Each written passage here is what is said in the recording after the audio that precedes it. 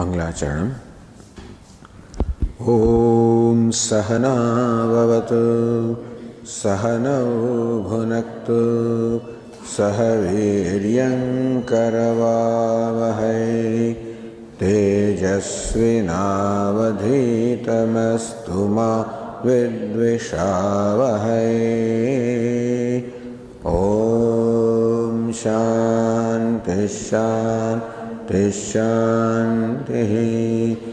ओम पूर्णमदः पूर्णमिदं पूर्णात् पूर्णमुदच्यते पूर्णस्य पूर्णमादाय पूर्णमेवावशिष्यते। ओम शान्ति शान्ति शान्तिः। विश्वं दर्पणदृश्यमाननगरे तुल्यं निजान्तर्गतं पश्यन्नात्मनि मायया बहिर्भूतं यथा निद्रया। यस्साक्षात् कुरुते प्रबोधसमये स्वात्मानमेवाद्वयं तस्मै श्री गुरुमूर्तये नमः। इदं श्रीदक्षिणामूर्तये।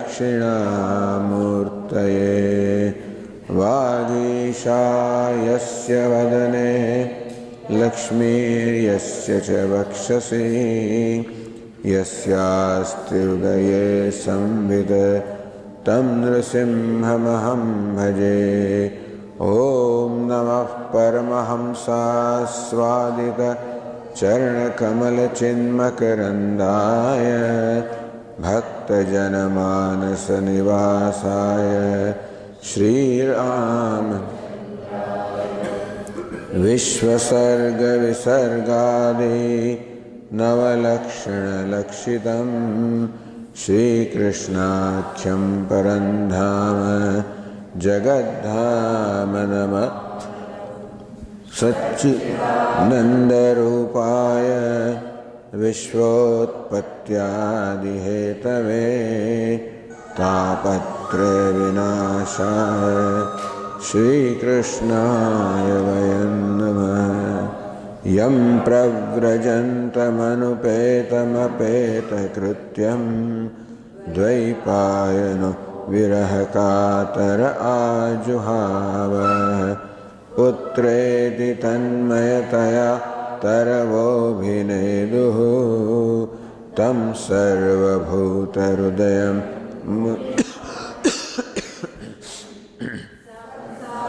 सागरे मग्नं दीनं मां करुणानिधे कर्ममोहगृहीताङ्गं मामुद्धर। श्रीमद्भागवताख्योऽयं प्रत्यक्षः कृष्ण एव हि स्वीकृतोऽसि मया नाथ भवसागरे मनोरथो मदीयोऽयं सफलः सर्वथा त्वया निर्विघ्नेनैव कर्तव्यः दासोऽहं तव केशव। शुकरूपप्रबोधज्ञ सर्वशास्त्रविशारद एतत्कथा प्रकाश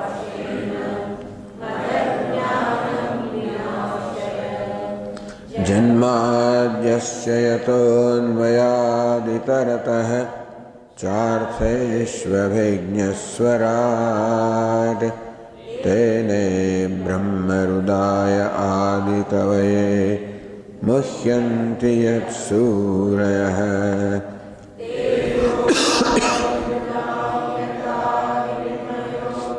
यत्र त्रिसर्गो मृषा धाम्ना स्वेन सत्यं परं धीमहि।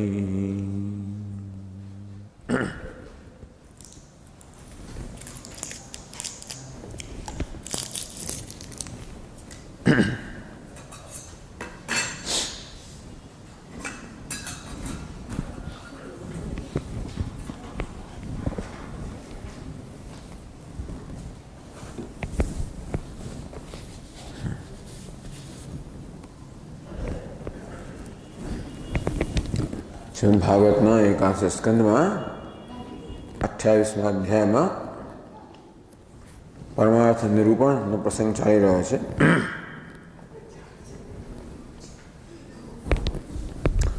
તો કહેવામાં આવ્યું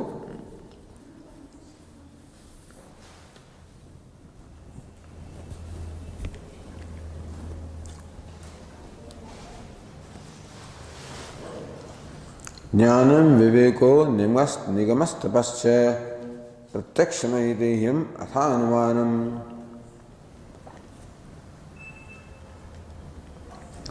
જ્ઞાનમ વિવેક, વિવેકને જ્ઞાન કહેવામાં આવ્યું.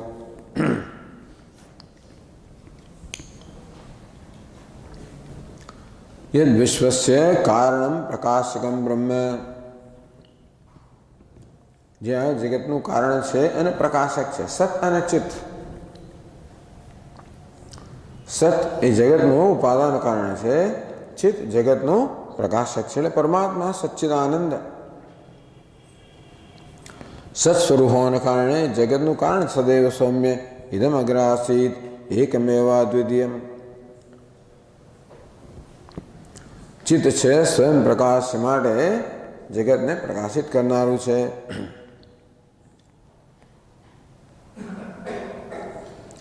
યદ અસ્ય વિશ્વસ્ય કારણમ પ્રકાશકમ બ્રહ્મ જ્ઞાત્મકમેવ એતત.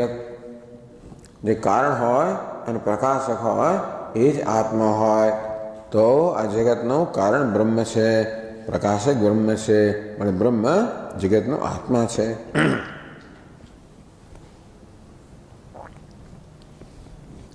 ન તો પૃથક, આ જગત બ્રહ્મથી પૃથક નથી. આ પ્રકારનો નિશ્ચય નિગમાદિ સાધનૈ નિગમ તપ પ્રત્યક્ષમ ઐતિહ્યમ અનુમાનમ. નિગમ ઉપનિષદાદિ શ્રવણમ. નિગમ એટલે શ્રવણ કહેવામાં આવ્યું. તપ એટલે મનન કહેવામાં આવ્યું. અને પ્રત્યક્ષ વગેરે દ્વારા નિધિધ્યાસન કહેવામાં આવ્યું. આ બધા સાધનો છે. તો અથવા તપને નિધિધ્યાસન કહેવામાં આવ્યું. આ પ્રકારે શ્રવણ, મનન, નિધિધ્યાસન આ સાધનો છે. અનુમાન તર્ક પણ આવે, શ્રવણ પણ આવે, મનન પણ આવે. આ બધા દ્વારા જે વિવેક જન્મે છે કે જે જગતનું કારણ છે, પ્રકાશક છે, એ બ્રહ્મ જ સત્ય છે, જગત અધ્યારોપિત છે, એનાથી ભિન્ન નથી. આદ્યંતયો અસ્ય યદેવ કેવલમ. બ્રહ્મ જ આદિમાં પણ છે, અંતમાં પણ છે, મધ્યમાં પણ છે, એ જ કેવલ, એ જ એકમાત્ર છે. વિશ્વ એટલે કોઈ પ્રકારનું ભેદ કે દ્વૈત જન્માવતો નથી. જેમ અનેક બધા અલંકારો હોય એ સુવર્ણમાં ભેદ કે અનેકતા જન્માવતા નથી. સુવર્ણ એક અદ્વિતીય રહે છે. એ જ કોઈ યથા હિરણ્ય સ્વકૃતમ પુરસ્તાત પશ્ચાત સર્વસ્ય હિરણ્યમયસ્ય. જેમ સોનામાંથી અનેક બધા અલંકારો બનાવવામાં આવે, પુરસ્તાત અલંકારના બનાવતા પહેલા પણ એ સોનું હતું. પશ્ચાત અલંકારો ઓગળી જાય ત્યારે પણ સોનું જ રહે છે. તદેવ મધ્ય, ये सुवर्ण मध्य में पहले भी जो अलंकार सब सुवर्ण थे, बाद में भी सुवर्ण रहेंगे, तो मध्य में भी सुवर्ण ही है. मध्य व्यवहार्य मात्रम, मध्य में बीच में ये व्यवहार होता है. ये कंगन है, ये कुंडल है, सब व्यवहार होता है. लेकिन ये तो सब सुवर्ण का ही व्यवहार होता है. जो है वो तो सुवर्ण ही है. नानोपदेश ही भिन्न भिन्न नाम होते हैं. कंगन एक नाम है, कुंडल एक नाम है, तो ये सब नाम है. इस नाम से जो व्यवहार होता है वो सुवर्ण का ही होता है. हम कंगन किसको कहते हैं? स्वर्ण को ही कंगन कहते हैं, स्वर्ण को ही कुंडल कहते हैं। तो मध्य में भी सुवर्ण ही भिन्न भिन्न नाम से व्यवहारित होता है, जो है वो तो सुवर्ण ही है। वैसे जगत के विश्व के पहले जो था, विश्व नहीं था, उत्पन्न हुआ नहीं, तब जो था वो ब्रह्म। विश्व का प्रलय हो जाएगा, फिर जो होगा वो भी ब्रह्म। तो पहले भी होता है, अंत में भी होता है। जैसे अलंकारों की सर्जन के पहले भी सुवर्ण था, अंत में भी सुवर्ण रहेगा, तो मध्य में सुवर्ण है। वैसे विश्व के सर्जन के पहले ब्रह्म है, विश्व प्रलय के बाद भी ब्रह्म ही रहेगा। तो बीच में ये सब जो नाम रूप है, ब्रह्म ही ये सब नाम रूप से कहा जाता है। ब्रह्म को ब्रह्म देवदत्त कहते हैं, विष्णुमित्र कहते हैं, पृथ्वी जल अग्नि, ये सब किसके नाम है? ब्रह्म के। ब्रह्म ही ये सब नामों से कहा जाता है। जैसे कुंडल कंगन ये सब सुवर्ण ही ये सब नामों से कहा जाता है, वैसे ब्रह्म ही ये सब नामों से कहा जाता है। जो है वो एकमात्र ब्रह्म ही है।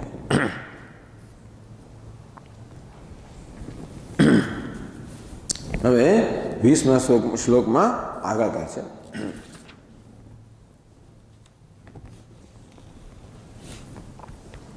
एवं कालत्रये भी अव्यभिचारिणः सत्यत्व मुक्तम। एवं तदेवं कार्यस्य कारणमात्रत्वम् उक्त्वा प्रकाशस्य प्रकाशकात्मकाम आह। तो આગળના શ્લોકમાં કહેવામાં આવ્યું कि कार्य છે એ कारण मात्र, कार्य है कारण मात्र है, अलंकार है सुवर्ण मात्र है। ये अगले श्लोक में कहा। अभी कहते हैं जो प्रकाश्य है, कारण और कार्य, प्रकाशक और प्रकाश्य। जैसे दिया प्रकाशक है, ये घड़ा है प्रकाश्य है। प्रकाशक प्रकाशित करने वाला, प्रकाश्य जो प्रकाशित होता है, तो वो भी अलग नहीं है। जैसे कार्य कारण से भिन्न नहीं है, वैसे प्रकाश से भी प्रकाशक से भिन्न नहीं है। बड़ी बात है। तो सुवर्ण अलंकार तो सुवर्ण से भिन्न नहीं है, लेकिन एक घटपट वगैरह पदार्थ जो है ये प्रकाश्य है, वो ये प्रकाशक से भिन्न नहीं है। ब्रह्म प्रकाशक है, विश्व प्रकाश्य है। तो ये विश्व प्रकाश्य होने के कारण प्रकाशक ब्रह्म से भिन्न नहीं है। ये बात अभी इस दूसरे श्लोक में कहते हैं।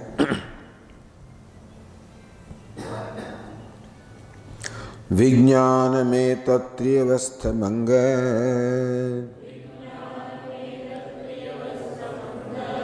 गुणत्रयं कारण कार्य कर्तृ समन्वयेन व्यतिरेकतश्च येनैव तुर्येण तदेव सत्यम्।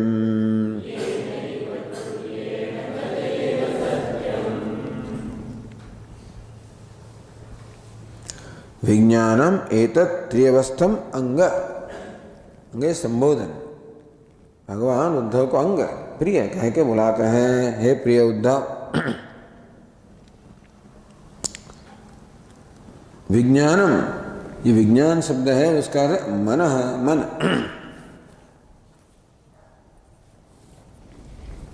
तो विज्ञान ये त्रिअवस्थम, सो त्रिअवस्थ में त्रिवस्थम।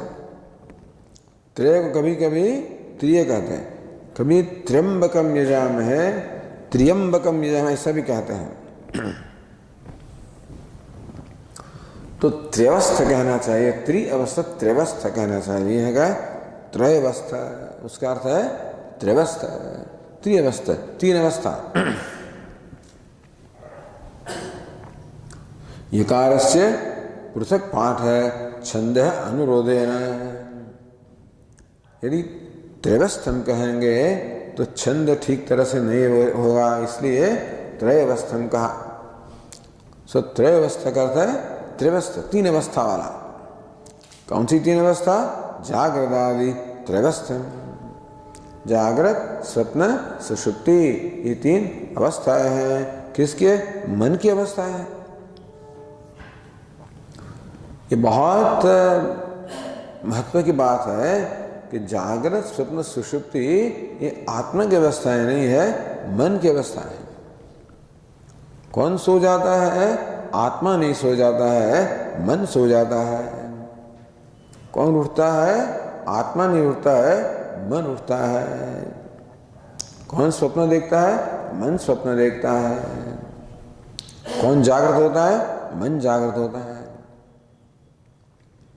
हम तो कहते हैं हम सो गए, हम उठ गए, ऐसा हम कहते हैं।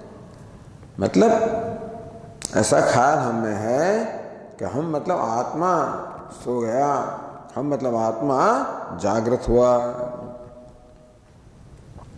लेकिन ये तो मन में अहम भाव के कारण है। सधी ही स्वप्नो भूतवा, सदी ही, धी जो है अंतःकरण है, मन है, सदी ही वो मन में अहम भाव के कारण ऐसा आत्मा हम मानते हैं कि हम जागृत हैं, हम सो गए थे, हम स्वप्न देखते थे। वास्तव में ये तीन अवस्था है, मन की अवस्थाएं हैं। विज्ञानमेतत् त्रिवस्थम, ये मन ही है, इनकी तीन अवस्था है, जागृत, स्वप्न, सुषुप्ति। गुणत्रयम, ये तीन अवस्था जो है वो तीन गुण जो है उसके अनुसार है। तीन गुण है सत्व, रजस, तमस। तो कहते जागृत अवस्था सात्विक अवस्था है, स्वप्न अवस्था रजोगुणी अवस्था है, सुषुप्त अवस्था तमोगुणी अवस्था है। तो सुषुप्ति तो तमोगुण है, ये तो बहुत स्पष्ट है, क्योंकि वहां तो अज्ञान का अंधकार रहता है, तमोगुण है। स्वप्न में अपना मन जो है वो सब कल्पना करता है, अध्यारोप करता है, वो रजोगुण का धर्म है। रजोगुण से अध्यारोप होता है, कल्पना होती है। इसलिए कह सकते हैं कि स्वप्न में रजोगुण की प्रधानता है। जागृत में भी सत्वगुण है, रजोगुण भी है, तमोगुण भी है, जागृत में भी है। लेकिन जागृत में विषय जैसा है ऐसा ज्ञान हमको होता है, तो जगत के विषय जैसे हैं वैसा हम जानते हैं। ये सत्व का धर्म है। इसलिए कह सकते हैं कि जागृत अवस्था ये सत्व की अवस्था है, स्वप्न अवस्था रजोगुण की अवस्था है, सुषुप्त अवस्था तमोगुण की अवस्था है। तो तीन अवस्थाएं हैं, जागृत, स्वप्न, सुषुप्ति। तीन गुण सत्व, रजस, तमस। कारण कार्य कर्तृ, ये तीसरा तीन, ये सब त्रिपुटी है। तो तीन त्रिपुटी की बात की यहाँ, तीन अवस्थाएं, तीन गुण, और फिर ये कारण कार्य कर्तृ क्या है? तो कहते कारणम अध्यात्मम इंद्रियाणि, कार्यम अधिभूतम पृथिव्यादि, कर्तृ अधिदैवम। कोई भी व्यवहार में ये तीनों होते हैं, अध्यात्म, अधिभूत, अधिदैव। जैसे भी हम ये बोल रहे हैं, हमारी वाणी जो है, इंद्रिय जो है, अध्यात्म है। शब्द जो निकल रहे हैं अधिभूत है। और अग्निदेवता जिनके अनुग्रह से ये वाणी अपना कार्य को करती है वह है अधिदैवम। तो हर एक व्यवहार में अध्यात्म, अधिभूत, अधिदैव, ये तीनों का कार्य होता है, तीनों रहते हैं। ये कहते कारणम अध्यात्मम इंद्रियाणि, कारण ये तो करणम, करणम अध्यात्मम इंद्रियाणि, ये कारण कार्य कर्तृ कहा ना, कारण कहो या तो करण कहो। ये इंद्रिय जो है ना, ज्ञान इंद्रिय कर्म इंद्रिय, उनको करण कहते हैं, बाह्य करण है। हमारा मन है अंतःकरण है, सो बाह्य करण से बाहर के विषयों के साथ व्यवहार होता है, अंतःकरण से ये सब ज्ञान होता है।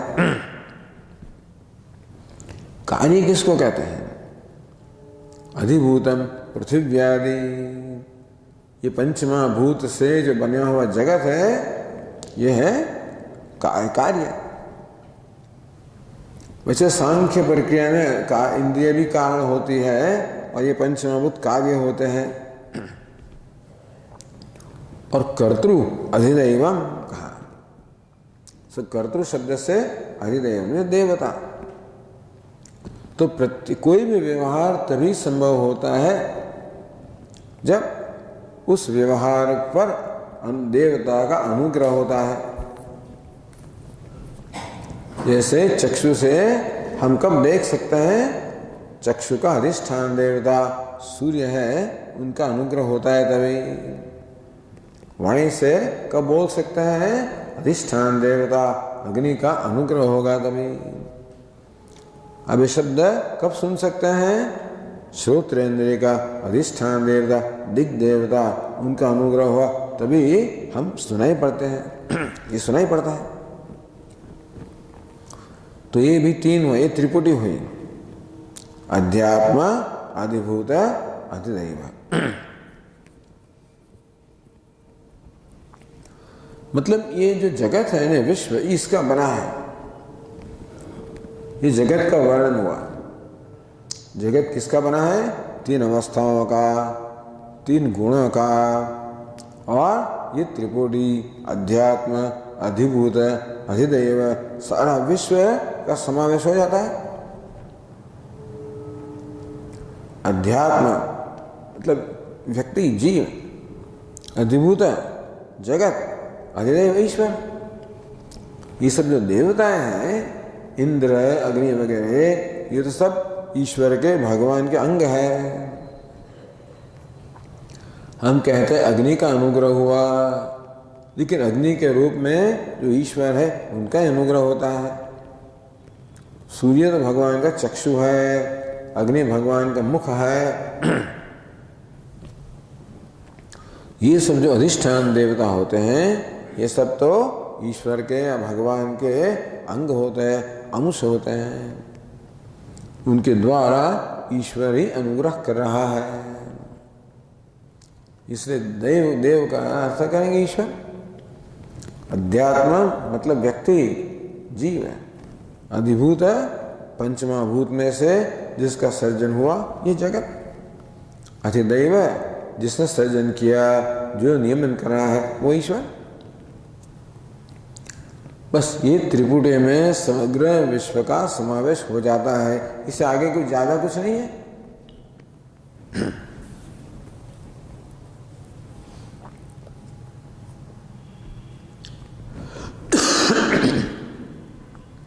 एवं गुणत्रय कार्यभूतम त्रिविधम जगत,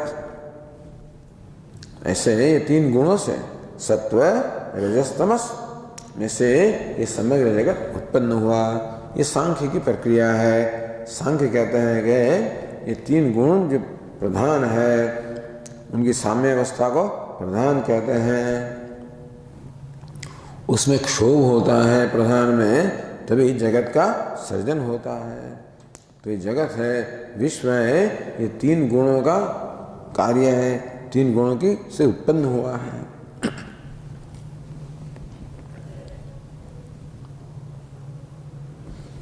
तो अभी कह रहे समन्वय न व्यतिरेकता। समन्वय मतलब अन्वय, अन्वय व्यतिरेक की प्रक्रिया। अन्वय जो साथ में होता है, व्यतिरेक जब साथ में नहीं होता है। सो समन्वय न व्यतिरेकता, विश्व है और परमात्मा है। यहां परमात्मा तुर्य शब्द का प्रयोग हुआ। तुर्य कहो, तुर्य कहो, चौथा चतुर्थ कहो।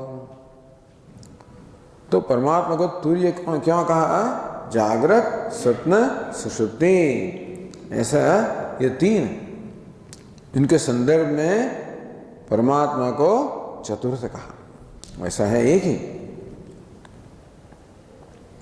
तो वही परमात्मा जागृत अवस्था का वेश जब लेता है तो उसको विश्व कहते हैं।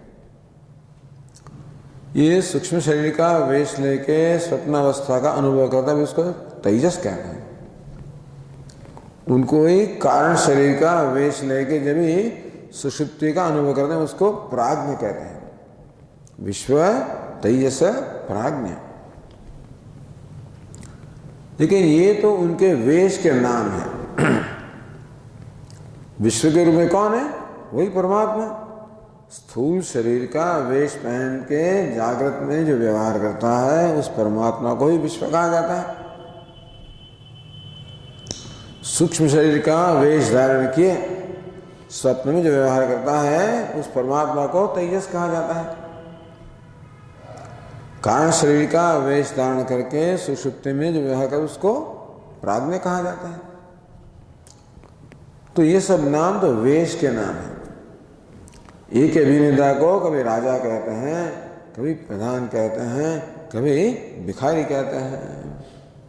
तो राजा, प्रधान, भिखारी, ये भिक्षुक किसके नाम है? वेश के नाम है, अभिनेता के नाम नहीं है।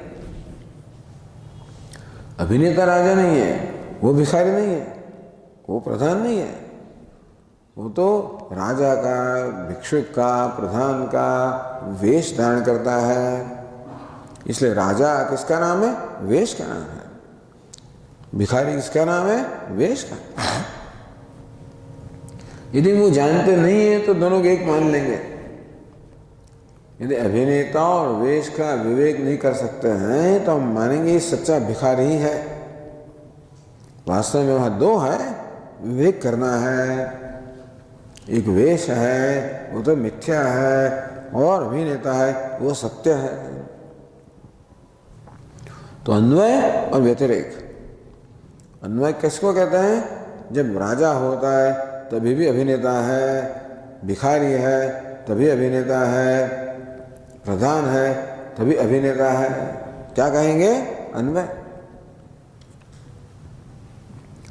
लेकिन राजा नहीं भी है, सब वेश जब दूर हो जाते हैं तभी राजा भी नहीं है, प्रधान भी नहीं है, भिखारी भी नहीं है, तभी भी अभिनेता तो है। इसको व्यतिरेक, अन्वय व्यतिरेक।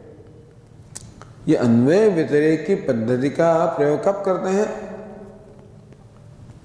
क्या सत्य है, क्या मिथ्या है, उसका निश्चय करने के लिए। तो जैसे कहा, बाल्यादिष्वपि जागृतादिष्वसा सर्वास्वस्थास्वपि व्यावृत्तासु अनुवर्तमानम अहमिति अंतस्फुरंतम सदा। जागृत अवस्था आती है, चली जाती है, स्वप्न अवस्था आती है, चली जाती है, सुषुप्ति आती है, चली जाती है। सो आने जाने वाले हैं, आगंतुक हैं। लेकिन तीनों अवस्था में जो स्थिर अवस्थाएं रहता है वो कौन है? अहम अहम अहम आत्मा।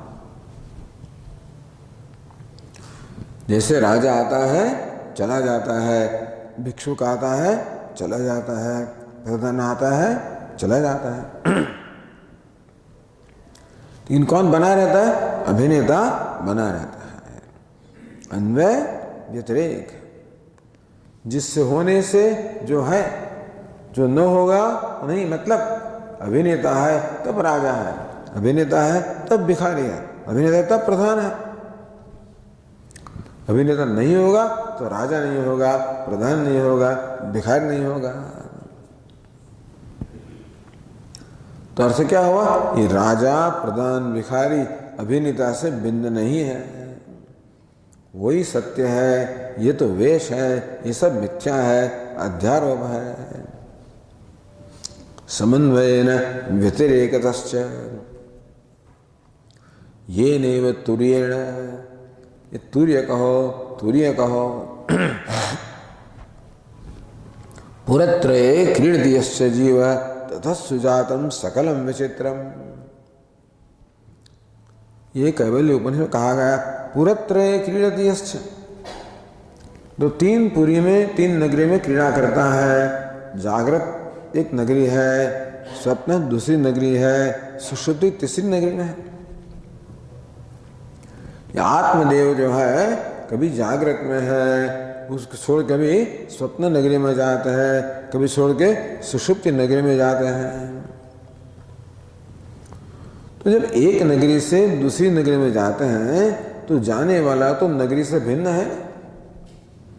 हम यदि कानपुर में है, अहमदाबाद में है, दिल्ली में है, तो हम जो ये अलग अलग शहर में जाते हैं वो हम तो शहर से अलग होने चाहिए ना, वरन तो कैसे आएंगे। वैसे ही आत्मदेव जागृत में से स्वप्न में, स्वप्न में से सुषुप्ति में जाते हैं। कब हो सकता है? आत्मा अलग है, स्वतंत्र है।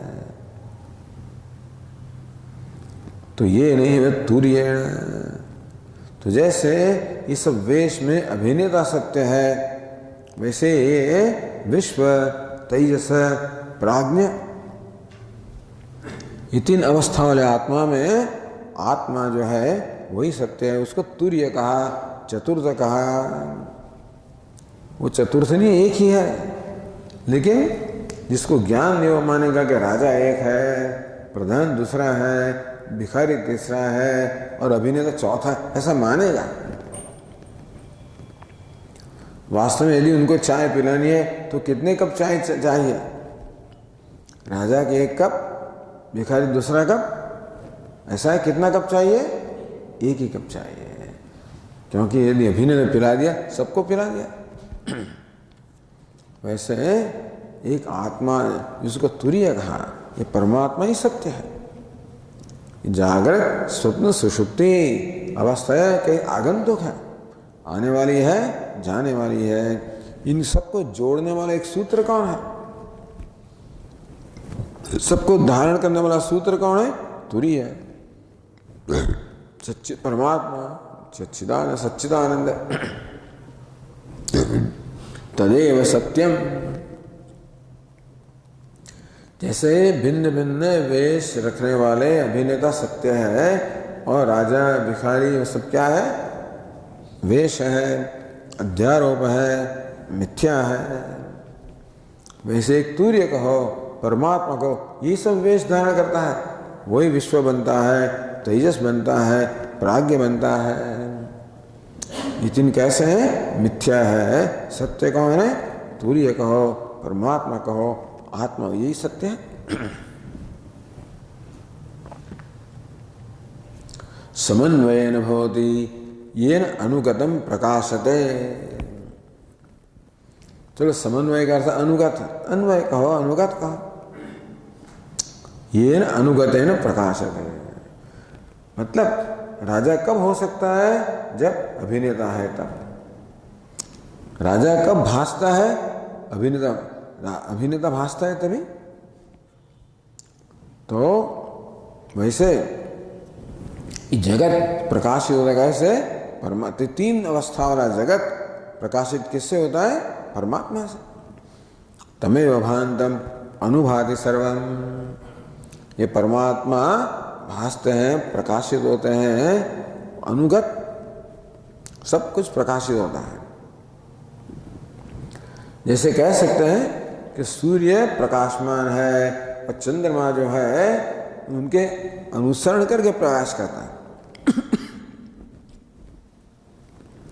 ये चंद्र देवता प्रकाशमान दिखते हैं, ठीक है, प्रकाश उनका अपना निजी प्रकाश नहीं है, ये तो सूर्य का प्रकाश है। सूर्य चंद्रमा के ऊपर परावर्तित होता है, तभी चंद्र जो अपने स्वरूप से तो अंधकार में है, प्रकाशमान भासता है। जब हम जानते हैं तो हम सोचते हैं कि चंद्र भी प्रकाशित हो रहा है, सूर्य भी प्रकाशित हो रहा है।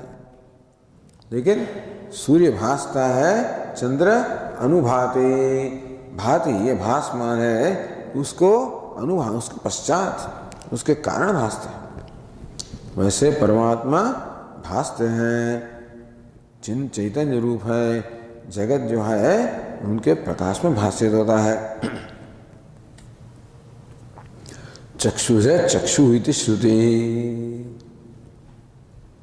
श्रोत्रस्य श्रोत्रम मनसो मनोयत वाचो हो वाचम सौ प्राणस्य प्राण चक्षुष चक्षु।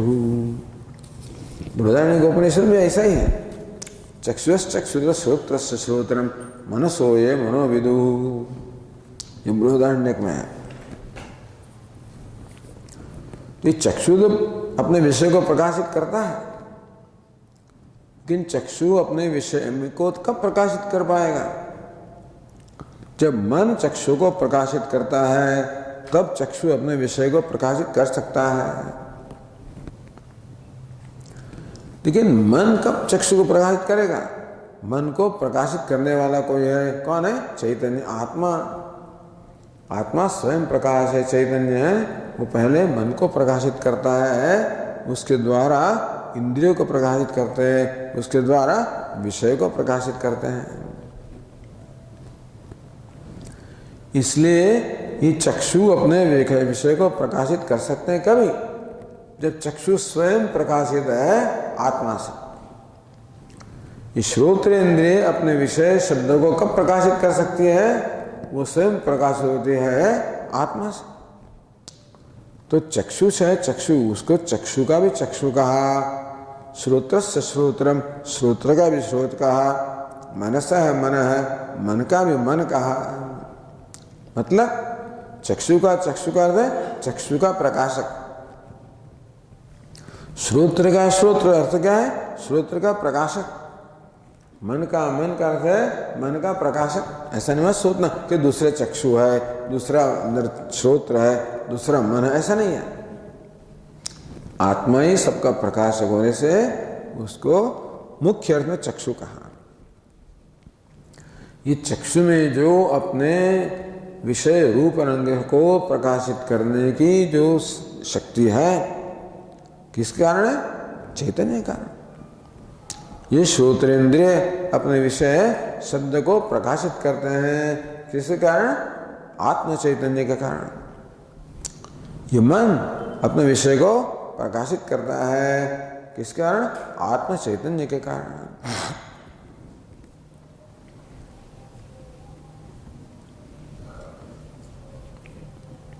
तो एक प्रश्न हुआ, ननु विशेष ज्ञान व्यतिरेकेण न तुर्यम नाम उपलभामहे। भी तुर्य का ऐसा अकेला अनुभव कभी नहीं होता है। जैसे अभिनेता जो है ना, वो तो राजा के रूप में आता है, प्रधान के रूप में आता है, भिखारी के रूप में आता है, लेकिन ये अभिनेता कभी ये वेश बिना तो कभी आता है, दिखाई नहीं पड़ता है।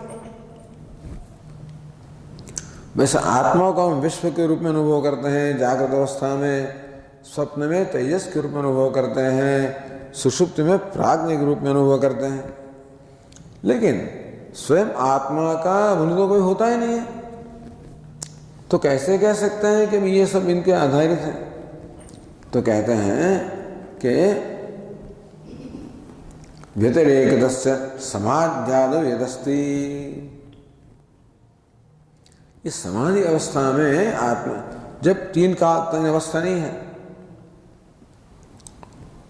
तो जागृत स्वप्न सुषुप्ति ये तीन अवस्थाएं जो है वो स्थूल सूक्ष्म और कारण देह के कारण है ना। लेकिन यदि हम अपने मन को जागृत में से, स्वप्न में से, सुषुप्ति में से, स्थूल शरीर में से, सूक्ष्म शरीर में से, कारण से हटा लें, यदि हमने ऐसी क्षमता प्राप्त की, हम अपने मन को सब में से हटाए ना, तो भी वहाँ स्थूल शरीर में नहीं होगा, सूक्ष्म शरीर में नहीं होगा, कारण शरीर में नहीं होगा। इस सुषुप्त में ऐसा होता है, निद्रा में होता है, लेकिन वहाँ कारण शरीर रहता है। लेकिन समाधि अवस्था में तो सत्व अवस्था है, वहाँ जागृत भी नहीं है, स्वप्न भी नहीं है, सुषुप्त भी नहीं है, तभी भी चैतन्य है जो प्रकाशित करता है। यथा दीपो निवास्तस्थः नेंगते सोपमा स्मृता योगिनो यत चित्तस्य। भगवान ने ऐसे योगी के मन को एक दीप की तुलना दीपक के साथ की। यथा दीपो निवातस्थ, जैसे वात वायु रहित स्थान में दीपक की ज्योत कैसे स्थिर होती है, वैसे ही योगी का मन जब सब वासना से मुक्त हो जाता है तब स्थिर रहता है, प्रकाशमान रहता है, अकेला रहता है, तभी कोई विषय नहीं है, कोई स्थूल सूक्ष्म शरीर नहीं है। इसको समाधि अवस्था कहते हैं। चित्त वृत्ति निरोध है, सब चित्त वृत्तियों का निरोध हो गया है। तब भी जिसका निरोध नहीं होता है, सबको हटा सकते हैं। चित्त वृत्ति का निरोध है, तो चित्त वृत्ति हटाई गई है, पर किसको नहीं हटा सकते हैं? ये चित्त वृत्ति के प्रकाशक जो चैतन्य है, आत्मा है, उसको नहीं हटा सकते हैं। तदा द्रष्टु स्वरूपे अवस्थानम, तो वे दृष्टा अपने स्वरूप में अवस्थित होता है। तो सबका बाद हो सकता है,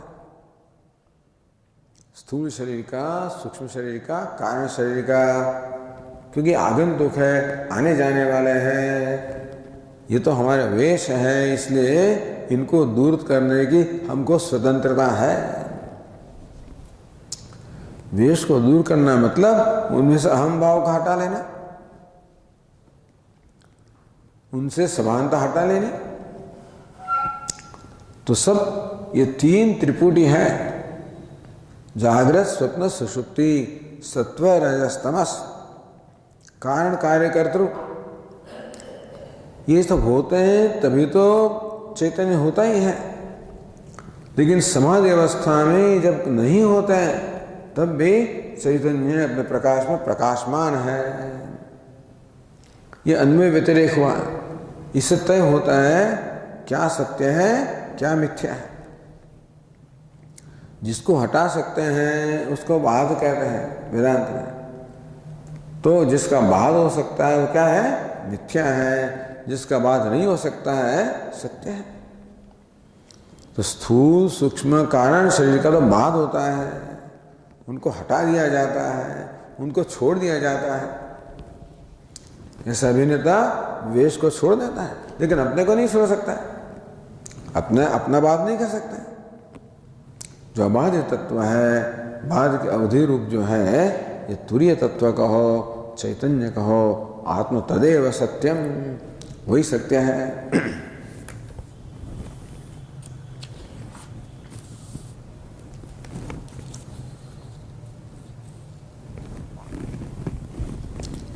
तो इसलिए ये प्रकाश्य प्रकाशक की बात की, पहले कारण कार्य की बात की। कारण सत्य है, कार्य मिथ्या है। बिका प्रकाशक सत्य है, प्रकाश्य मिथ्या है, ऐसा विवेक बता रहे भगवान।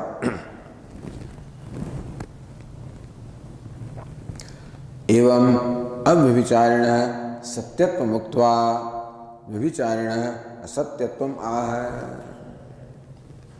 जो अव्यभिचारी है, व्यभिचारी के अर्थ है जो आगंतुक आने जाने वाला है उसको व्यभिचारी कहेंगे। जो कभी आता नहीं है, जाता नहीं, जो हमेशा रहता है उसको कहेंगे अव्यभिचारी। तो कहा कि भी तीन अवस्था जो है, जागृत स्वप्न सुषुप्ति, हो तो आने जाने वाली है, मतलब ये व्यभिचारी है। जो तुरीय है, जिसको चौथा कहा, जो तीनों अवस्था का प्रकाशक है। यस स्वप्न जागरण अवस्था अवैध नित्यम, यस स्वप्न जागरण सुषुप्तम अवैध नित्यम। स्वप्न जागृत सुषुप्ति इनका जो साक्षी है तो वो अव्यभिचारी है। व्यभिचारी और अव्यभिचारी मतलब आने जाने वाला, सदा रहने वाला, बाद योग्य बाद अयोग्य, सत्य मिथ्या सत्य, मिथ्या व्यभिचारी होता है, सत्य अव्यभिचारी है। एवं अव्यभिचारिण सत्यत्व उक्त्वा। तो 20वें श्लोक में कहा कि ये नैव तुर्येण तदेव सत्यम, ये तुर्य जो है वो अव्यभिचारी है, वही सत्य है।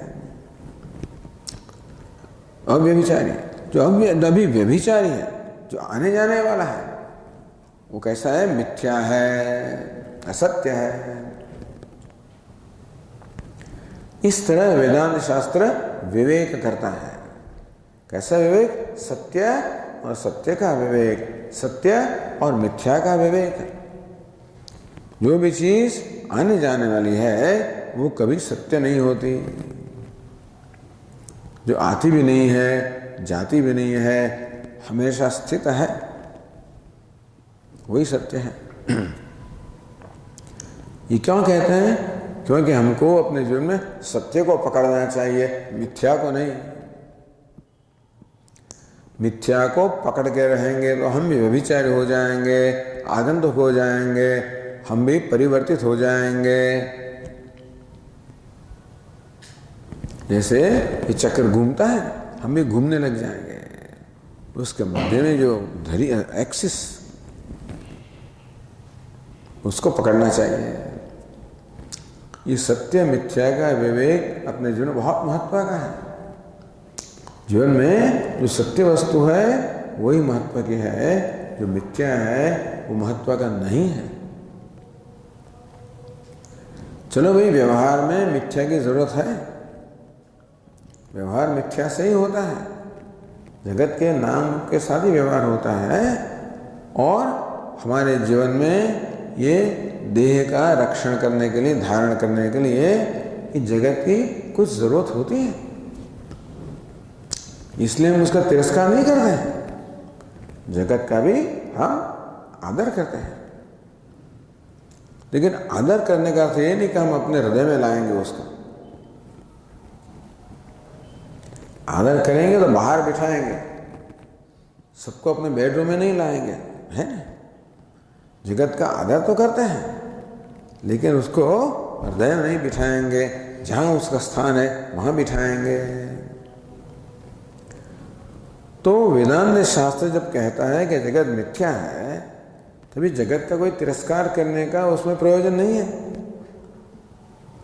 सिर्फ जगत की क्या सत्यता है, और इस कारण से जगत के प्रति हमारी कैसी दृष्टि होनी चाहिए, जगत के प्रति हमारा कैसा व्यवहार होना चाहिए, जगत के साथ कैसा संबंध होना चाहिए, ये समझाने के लिए कहते हैं।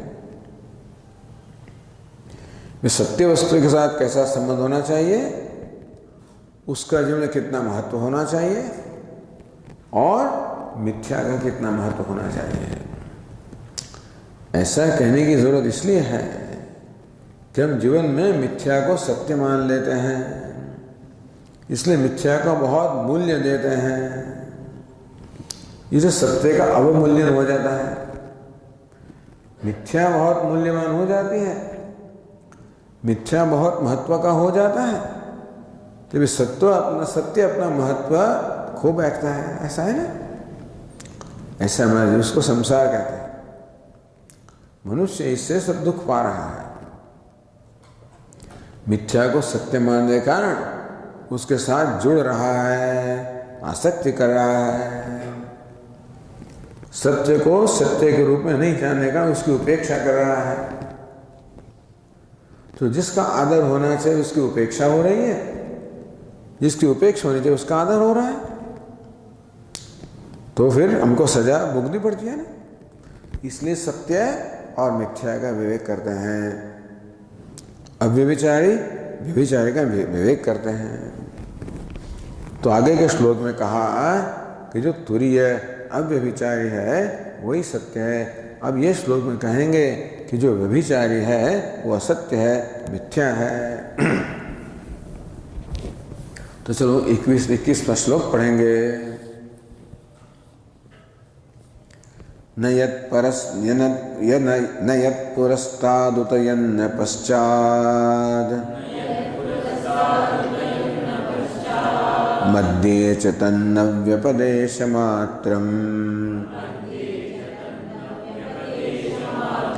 भूतं प्रसिद्धं च परेण यद्यत्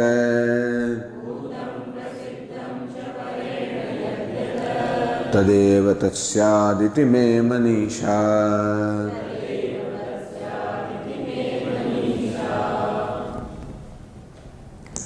वही है, मतलब जो तर्क है वो तो वही है। आदावन्ते च यन्नास्ति वर्तमाने भी तत्तथा। ये कहा गया मांडुक्य कारिका में, जो आदि में भी नहीं है, अंत में भी नहीं है, वो मध्य में भी नहीं है। उसका से हुआ जो आदि में भी है, अंत में भी, वही मध्य में है। जो आदि में भी नहीं है, अंत में भी नहीं है, वो मध्य में भी नहीं है।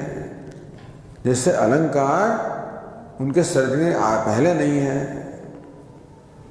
अलंकार पीछे भी नहीं है, सब पिघल जाएंगे तो पीछे भी नहीं है, तो मध्य में नहीं है।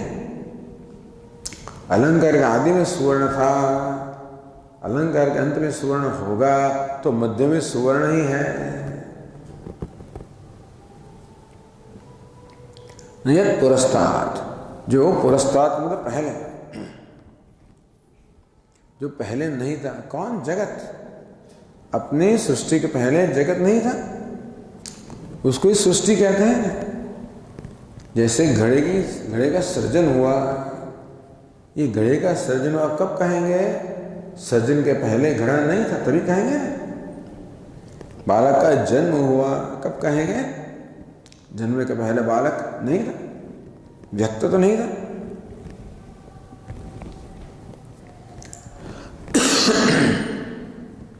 ऐसे ही जगत भी अपने सर्जन के पहले नहीं है, इसको इसलिए उसको सर्जन कहते हैं। प्रलय के बाद भी नहीं रहेगा। यत् न पुरस्तात्, जो पहले भी नहीं है, वो तो यन्न पश्चात, और जो पश्चात मतलब पीछे भी नहीं है।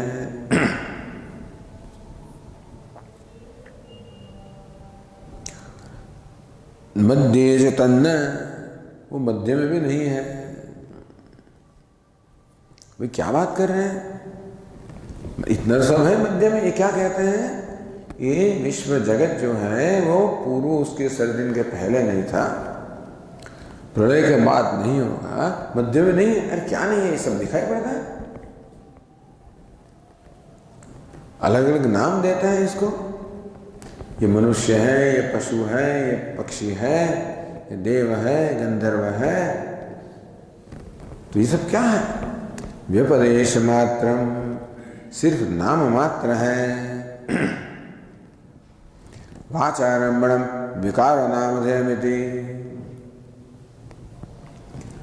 तो छंदों के उपनिषद में कहा गया, जो विकार है उसकी कोई वास्तविक सत्ता नहीं है, वो तो मात्र नाम मात्र है। जिससे घड़ा है, मिट्टी का विकार है, घड़े को मिट्टी का विकार कहते हैं। तो वाचारंभणम विकार नामधेयम, जो विचार कहो, विकार कहो, घड़ा कहो, ये क्या है? वाचारंभणम। वाचा यहाँ ऐसा भी अर्थ देते हैं,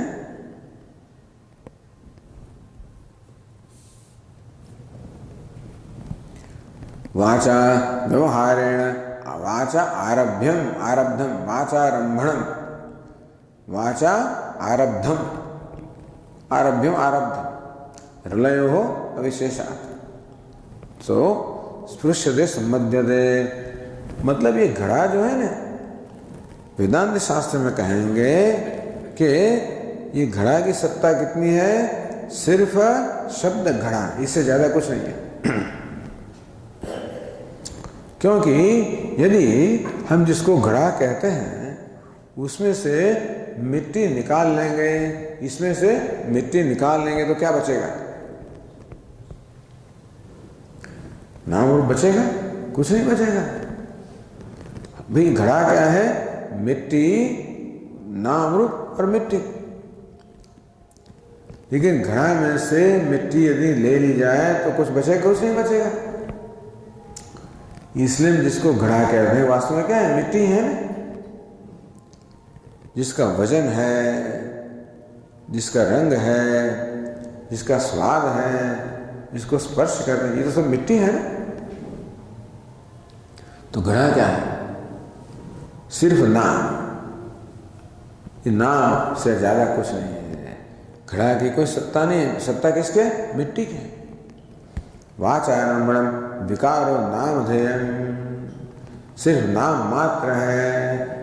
ये तो घड़े का दृष्टांत दिया, लेकिन समग्र जगत में विकार है, ब्रह्म का विकार है। इसलिए कहा कि भाई सर्वम खल्विदम ब्रह्म, वाचारंभणम विकारो नाम सर्वम खल्विदम ब्रह्म। वो उपनिषद कहता है ये सब ब्रह्म है। हमको तो अलग अलग चीजें दिखाई पड़ती है, अगर सब ब्रह्म है कैसे? ब्रह्म तो एक है, हमको तो बहुत सी चीजें दिखाई पड़ती है। लेकिन जैसे बहुत से अलंकार होने पर भी एक ही सुवर्ण है, इस सुवर्ण ही भिन्न भिन्न नाम रूप धारण करके भिन्न भिन्न अलंकार के रूप में इसके यहाँ व्यवहार किया जाता है। वैसे ही परम ब्रह्म ने ये भिन्न भिन्न नाम रूप धारण किए हैं। जैसे कोई अभिनेता भिन्न भिन्न वेश धारण करता है ना, वैसे ही परमात्मा ने ये नाम रूप के वेश धारण किए। उपनिषद कहता है कि परमात्मा ने पहले ये सब वेश का सृजन किया, सब उपाधि का सृजन किया, फिर उसमें प्रवेश किया। जिस अभिनेता वेश में प्रवेश करता है, ऐसे कह सकते हैं, वेश धारण करता है, वेश में प्रवेश करता है। पहले भिखारी का वेश बनाया, उसमें प्रवेश किया। वैसे भगवान ने ये सब वेश बनाए, उसमें प्रवेश किया। तो अभी ये राजा के रूप में जो अभिनय कर रहा है वो तो अभिनेता ही है। वैसे सब रूप में जो व्यवहार कर रहा है वो कौन है? परमात्मा ही है। इसलिए मध्य में जब विश्व है तब भी परमात्मा ही अलग अलग नाम से कहा जाता है। स्वामी जी किसका नाम है? परमात्मा। गुरु परमात्मा का नाम, शिष्य परमात्मा का नाम, पिता परमात्मा का नाम, पुत्र वही परमात्मा। कितना बड़ा नटराज है ना। अपने नट तो एक दो वेश ले सकते हैं, ये कितना लेते हैं? असंख्य वेश धारण करके अभिव्यक्त हुआ है। मध्य तन्न व्यपदेश मात्रम, बहुत सुंदर बात है ना। परमात्मा ही भिन्न भिन्न वेश में दिखाई पड़ रहा है। जैसे भगवद गीता में कहते हैं, विद्या विनय संपन्ने ब्राह्मणे गविहस्तिनी सुनिचैव स्वपाके च पंडिताः समदर्शिनः।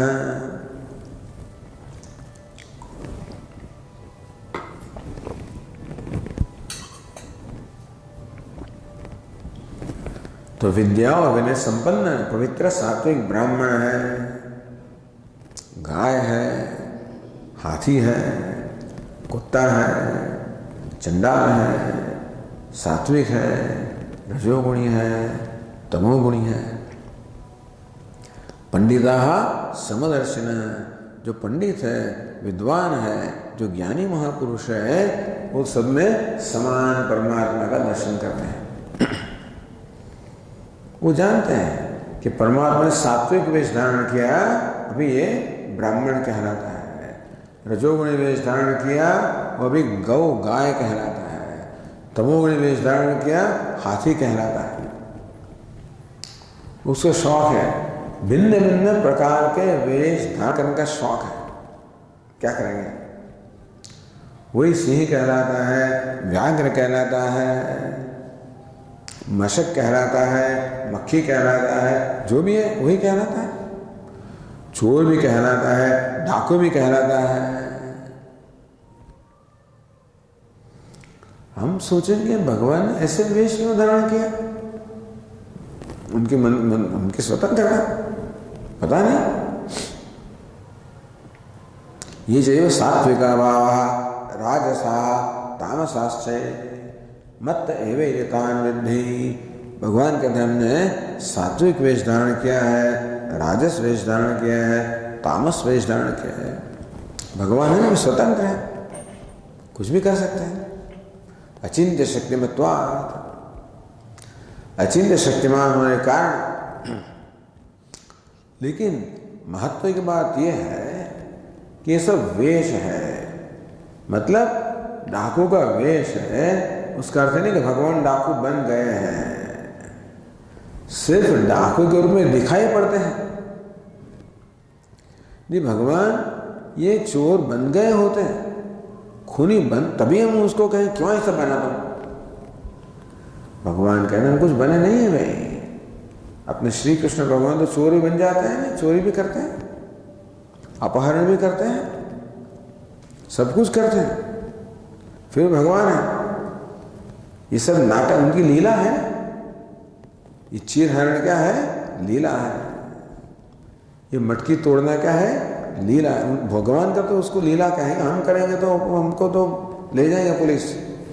भगवान की लीला है। वैसे ही चोर डाकू सबके रूप में कौन है? उनकी क्या है? लीला है। लोकवत्तु लीला कैवल्यम, कहते हैं कि लोक में जैसे कोई राजा भिन्न भिन्न लीला करते हैं, वैसे भगवान लीला कर रहे हैं। यानी वो चोर डाकू बन गए होते तभी बहुत बड़ा प्रश्न होता, लेकिन वो दिखाई पड़ते। तो ऐसा क्यों? क्यों हमको भी कुछ मनोयत्न देना है, हमको कुछ एक्सरसाइज देना है। चलो अभी हमको खोजो, हमको पहचानो। अमेरिका में एक त्योहार आता है अक्टूबर 31, इसको क्या कहते हैं? हैलोवीन। वो हैलोवीन में बच्चे जो होते हैं, बच्चे बड़े अलग अलग प्रकार के, ये क्या कहते हैं उसको? हाँ, मास्क। हिंदी में क्या कहते हैं? मुखोटा। मुखोटा कहते हैं। अच्छा, चलो मास्क अलग प्रकार है। कोई वाघ बनेगा, सिंह बनेगा, लोग अलग अलग प्रकार वाघ सिंह बन जाते हैं। क्यों? क्योंकि बनते नहीं है, दिखाई पड़ते हैं। किसके? लीला के लिए।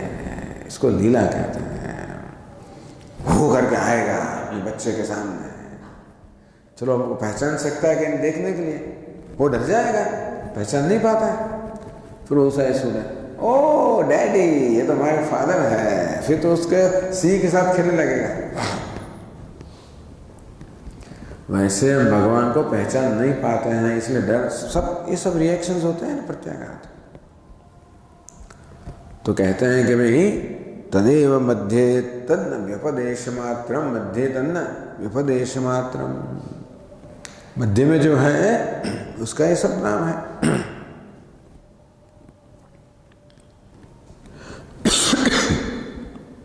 चलो आगे के लाइन पीछे करें, बाद में करेंगे। ओम पूर्णमदः पूर्णमिदं पूर्णात् पूर्णमुदच्यते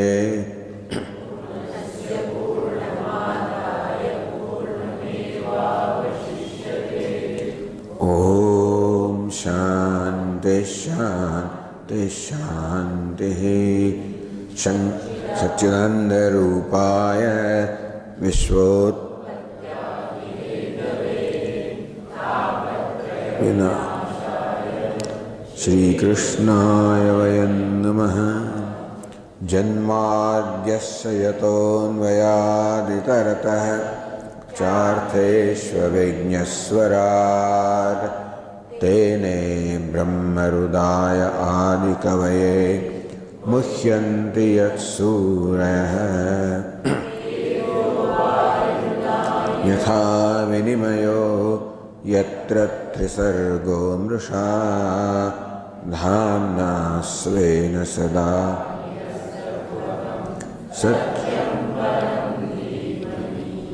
ओम शांति शांति शांति। हरि ओम श्री गुरुभ्यो नमः।